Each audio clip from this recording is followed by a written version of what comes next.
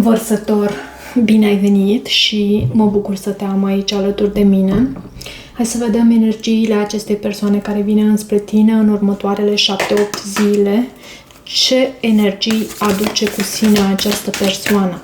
Bineînțeles, voi extrage și un mesaj din partea acestui oracol pentru îndemnul pe care îl are Universul pentru tine, pentru Vărsător.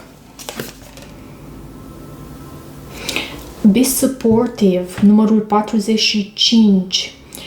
Fă acel gest sau efort autentic pentru a arăta că îți pasă. Susține pe... Și acum nu am să spun că trebuie să susții pe toți cei din jurul tău, pentru că vei găsi tu calea potrivită pentru tine, cum e cel mai bine de făcut, însă dă dovadă de susținere pentru persoana iubită, pentru persoanele dragi ție și cere ajutorul, pentru că tu văd că ai nevoie de ajutorul celor din jur, de ajutorul cuiva anume sau ajutorul celor din jur sau ajutorul divinității. De ce ai tu nevoie cu adevărat? Foarte interesant. E ceva legat de susținere pentru tine. Be supportive și support, văd aici. Deci, sau cum să mă exprim eu aici ca să nu dau în bulbe prea mult, dă dovadă de susținere și asta pentru că astfel tu poți să primești susținere din partea divinității și din partea celor din jur. Cere divinității ceea ce tu îți dorești cu adevărat. Cheia întotdeauna pentru a obține ceva anume este să îl oferi. Ai nevoie de bani, fii generos. Bineînțeles, cum să spun eu, cum să mă exprim? Bineînțeles, într-un mod gândit, adică oferă bani, fii generos, dar nu te lăsa pe tine pe ultimul loc. Cred că în Coran se vorbește foarte mult și, nu știu, poate greșesc, se vorbește foarte mult despre generozitate și cât de important este să facem acte de caritate. Și e important să și oferim din ceea ce noi primim, pentru că astfel noi primim și mai mult, ok? Esențialul pe care tu trebuie să îl reții aici este acela de a oferi, hai să zicem, 5% din venitul tău sau care o părticică din ceea ce tu câștigi să oferi la rândul tău. Pentru că astfel și sănătatea ta e în siguranță și nu spun că altfel nu ar fi, dar așa s-a constatat și transmit și eu din lucrurile pe care le-am auzit și pe care le și practic. Uneori, alteori mai mult, dau dovadă de generozitate, alteori mai puțin, așa cum cred că e la multă lume. Văd 7 de bâte la baza pachetului. 7 de bâte este o carte temperanța și 10 de monede. Tu aperi ceva aici cu acest 7 de bâte. Poate ai de a face cu un săgetător. Și uite și 9 de cupe, măi, dar ce cărți frumoase văd aici la baza pachetului. Temperanța, cartea echilibrului, 10 de monede, cartea familiei tradiționale, cartea angajamentului serios și 9 de cupe. Poate că este cineva care chiar reprezintă o dorință împlinită pentru tine și chiar și cu acest 2 de spade și 7 de cupe, cred că tu aperi ceva. Aperi ideea aceasta de familie tradițională, aperi o anumită noțiune sau chiar familia ta sau chiar persoana ta. Lupți pentru ceva anume aici. Scuze. Hai să vedem. 5 de bâte în sentimentele sale. Nebunul. Faetonul. Eremitul, Cavalerul de spade, Puterea, 3 de spade și Hierofantul. Și iarăși e ceva legat de tradiție. Am văzut aici acest 10 de monede care vorbește despre familia tradițională și avem acest mare preot care, da, vorbește și despre înțelepciune, vorbește și despre tradiție, însă despre a merge pe o cale bătătorită cumva. Ok, hai să vedem acum de ce acest 5 de bâte, oare, în sentimentele acestei persoane. 6-ul de bâte a vrut să se arate. E o persoană care te urmărește, vezi tu? Sau, dar a ieșit în energia sa. Voiam să spun, poate tu ești această persoană, însă a ieșit în energia sa. Asul de bâte, 5 de bâte.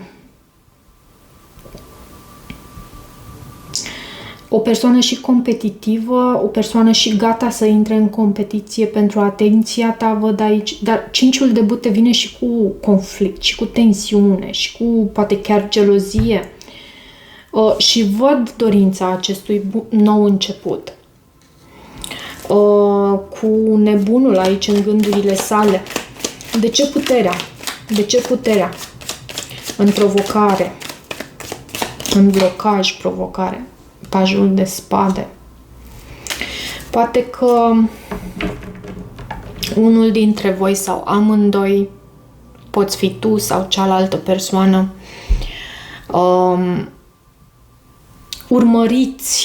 vă urmăriți unul pe celălalt, însă nu acționați atât de mult. Sau comunicarea mai poate fi iarăși imatură, în sensul că cel mai mult însă simt aici cu acest card puterea în substrat, simt foarte mult că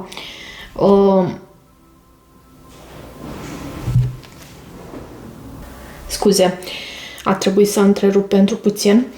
Cel mai mult cu acest card puterea și pajul de spade, simt că este vorba despre faptul că nu există foarte multă acțiune. Și cred că este vorba despre această persoană. Nu acționează. Nu răspunde. Poate exista și un blocaj aici cu această carte puterea, fiind în provocare. Blocaj pe rețelele de socializare sau... De ce eremitul, în felul în care se arată această persoană, eremitul este retras, e un pusnic, nu? Și avem 7 de monede. 7 de monede și cartea lumea. Pentru această persoană, și nu știu de ce a ieșit această energie foarte complexă.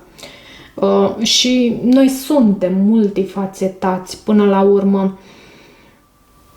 Nu suntem atât de simpli pe cât ne-am dori. Suntem oameni complexi.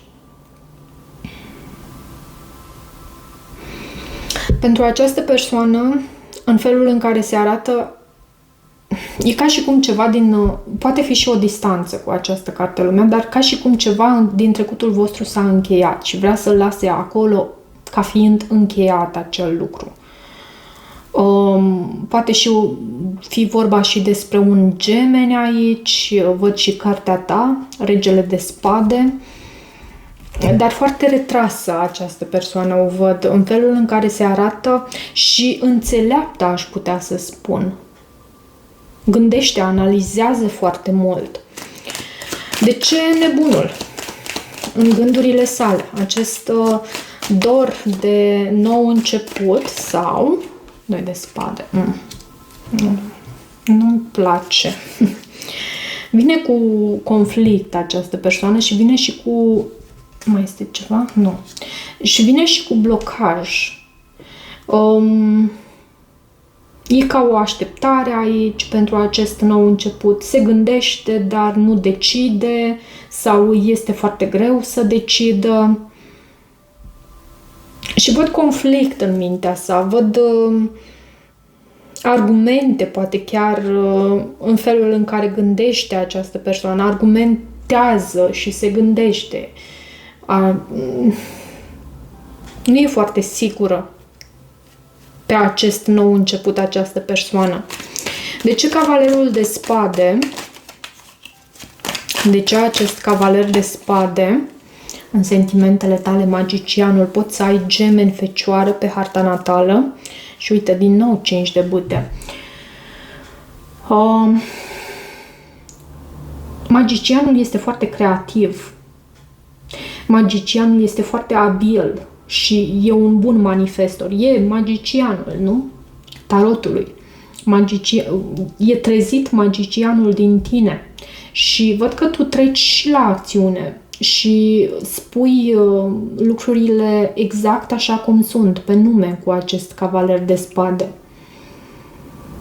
Poți să ai foarte și da, ești vărsător, ai foarte mult aer pe harta natală. Însă în sentimentele tale față de această persoană, eu simt că tu ai merge în direcția acestei persoane și în secunda 2, doar că simt un blocaj din partea celuilalt. De ce faetonul, în intențiile acestei persoane, justiția, are nevoie să ia o anumită decizie? Poate trăiește anumite consecințe această persoană?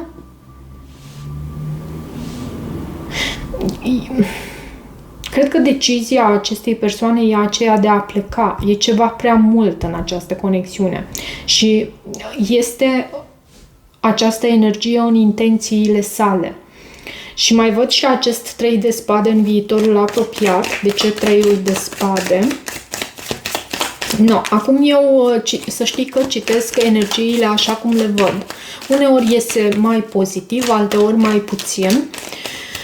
Nu spun că este o citire negativă, pentru că văd și acest sfat pentru tine. Însă, oricine ai fi și oricât de negativă ar fi citirea, să știi că, întorcându-te la acele stări, la acele sentimente de înaltă vibrație, în timp tu poți să transformi situația de la 0 la 180 de grade.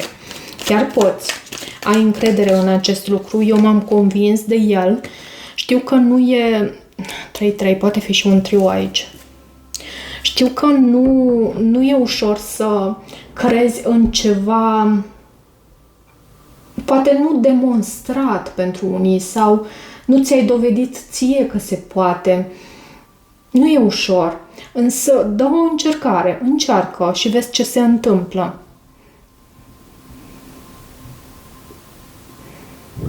Posibil să fie un trio aici și cineva se retrage. Cineva întoarce spatele, cineva are de făcut o anumită alegere. Și Hierofantul poate reprezenta zodia Taur și văd și regina de monede aici. Hierofantul, am vorbit puțin la început despre el.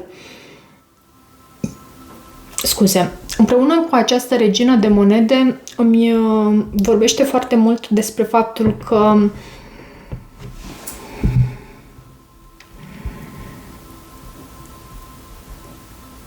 despre dedicare. Mă duce cu gândul în primul rând la dedicare și la a alege tu, pentru tine este acest sfat, cel care urmărește, cea care urmărește acest mesaj. A urmări acea cale tradițională. Hai să văd și ce mesaj avem din partea acestei persoane. Ce mesaj avem din partea acestei persoane. Nu știi cât de greu i-a fost să te lase să pleci și am văzut această retragere din partea acestui om. Și uite, mi-aș dori ca lucrurile să poată fi diferite. Să stea diferit. Un alt mesaj pentru vărsător. Am plecat înainte ca tu să poți să mă părăsești. Poate are anumite răni această persoană pe care nici nu le conștientizează. Și uite, te caută peste tot în ce vede în jurul său. I look for you everywhere. Te caut peste tot. Ok, hai să vedem și un mesaj pentru tine din partea creatorilor sacri. Un oracol care mie îmi place extrem de mult și este autoarea și tarotului The Light Seers Tarot. Follow through. Tu ai început pe un anume drum. Nu renunța acum. Și echilibrul, cartea temperanței. Cred că am mai văzut-o în această citire pentru tine. Temperanța pe undeva. Era oare pe aici? Da, aici este. Poate ai de a face cu un săgetător sau o persoană cu marcaje pe săgetător. Și mi-am pierdut ideea cealaltă. Însă, da, tu cred că ai început pe un anume drum. Nu renunța acum, pentru că nu este momentul. Nu la jumătatea drumului. Trebuie să ajungi la destinație. Și dacă ai obosit, nu uita să te odihnești pentru a putea continua cu forțe noi la drum, însă nu renunța. Hai să vedem și din visul șamanului ce primești tu ca mesaj.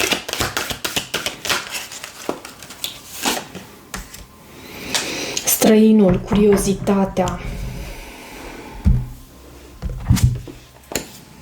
Străinul.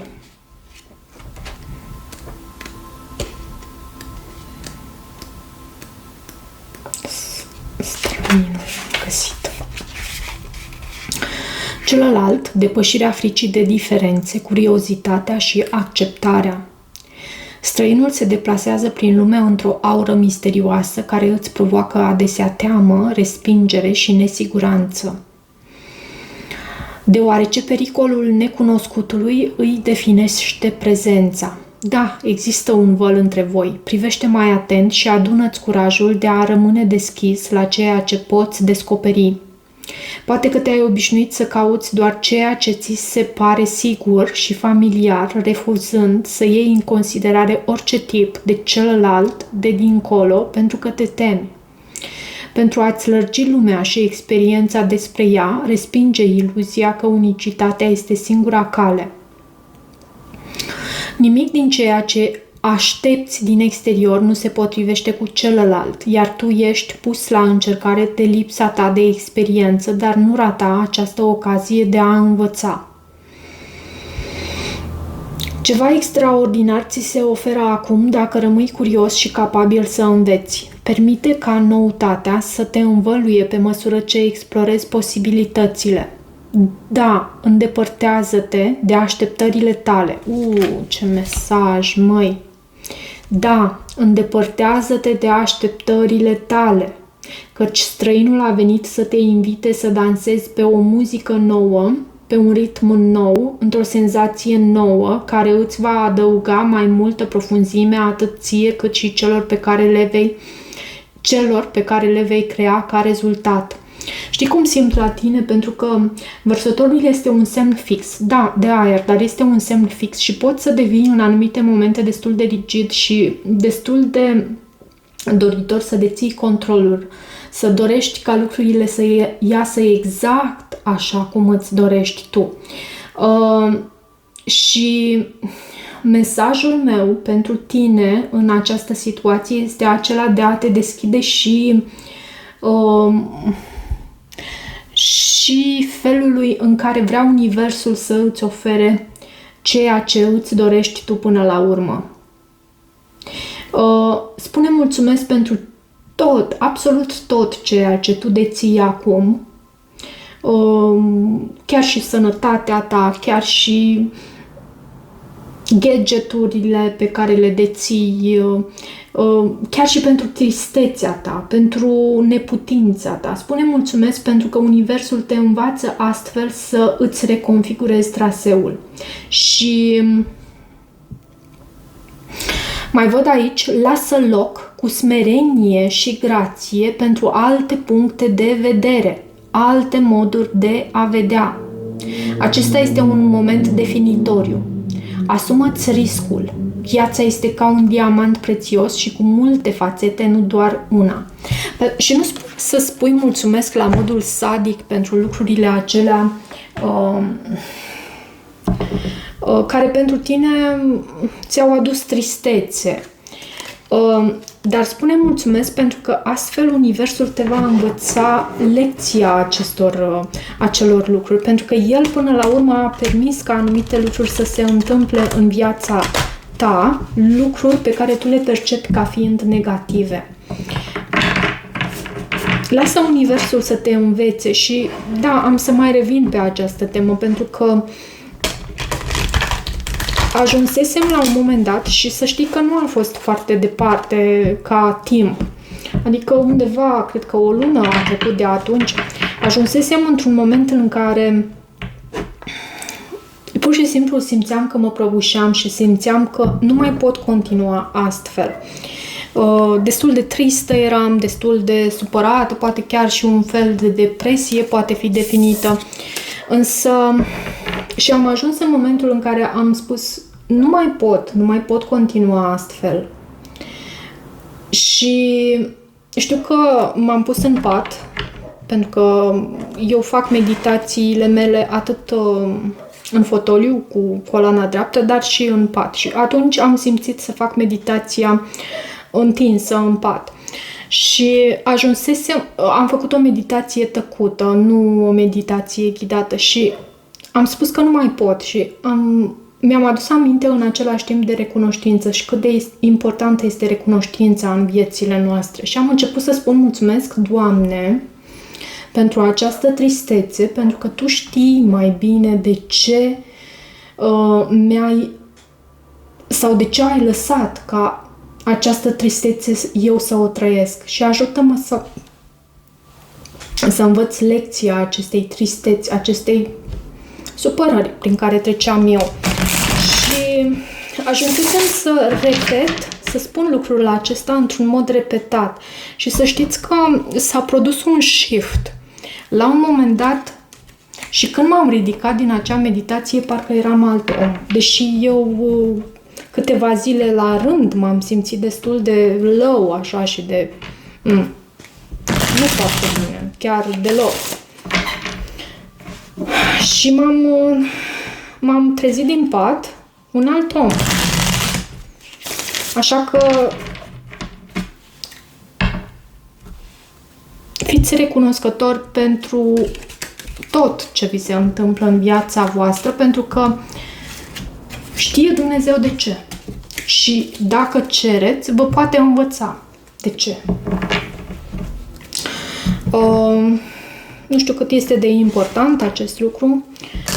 Sper însă să rezoneze cu voi și să vă fie de folos, să vă ajute în drumul vostru pe mai departe și să mai reveniți aici pe canal, pentru că am nevoie de voi foarte mult și de vizualizările voastre și de like-urile voastre și de share-ul vostru, de subscribe-ul vostru, de apăsarea pe butonul abonare. Și vă mulțumesc pentru asta. Vă mulțumesc. Toate bune!